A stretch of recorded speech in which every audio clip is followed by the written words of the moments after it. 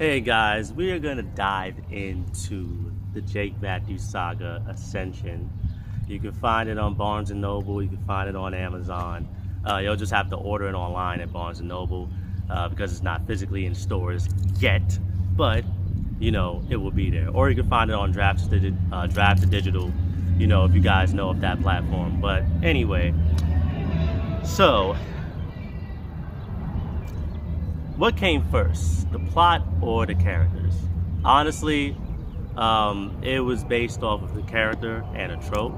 It's not really a plot in the traditional sense. Like, I didn't write it down or like create a system for this before writing the story. I kind of just went off of pure inspiration and imagination after reading the Percy Jackson series. So that was my inspiration for this novel. So I just hopped in and just went with it. How long did this book take me to write? Well, it took me about 10 years on and off. So I wrote it all through high school by hand. And then, when I got into college, that's when I started, putting it on the computer and typing it out and stuff like that. And how I finished this book was, it was just on a random day where, I said, you know what, I'm just gonna write.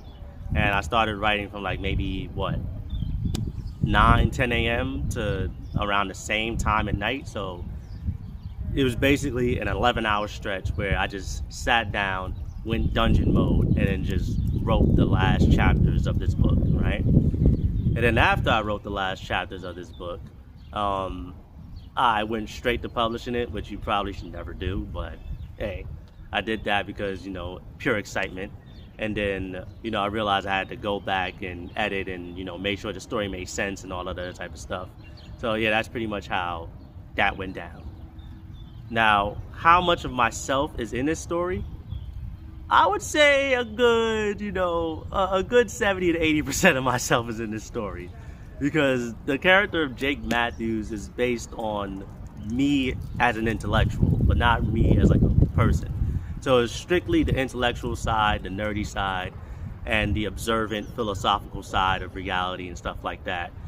Just looking at the system that we live in, the world that we live in, and just recognizing the nonsense that we all subject ourselves to on a daily basis. That's pretty much the side of myself that's in Jake Matthews. But as far as anything else, it's purely imaginative. So yeah, that's pretty much how I did this first story. Now, in other stories, I don't do that as much. I try to be more imaginative than, just using myself as the base foundation of, the entire story. But yeah, that's pretty much it.